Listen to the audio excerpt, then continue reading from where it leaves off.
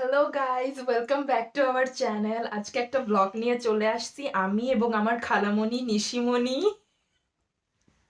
আজকে আমরা আপনাদেরকে বলবো আমরা রাত 12টার সময় কি কি করি।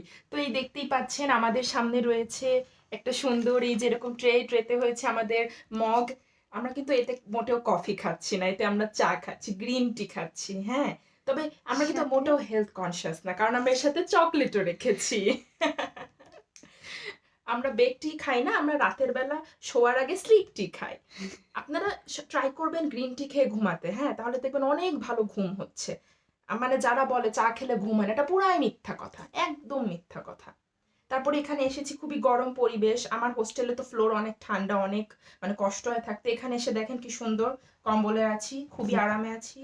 যা চাচ্ছি আমার মুখের সামনে আমার খালামণি এনে দিচ্ছে। এত আরাম তো হোস্টেলে পাই না। সেজন্যই বারবার এখানে চলে আসি। খালামণি তুমি কিছু বলো। আমি কি বলবো, পাগল একটা।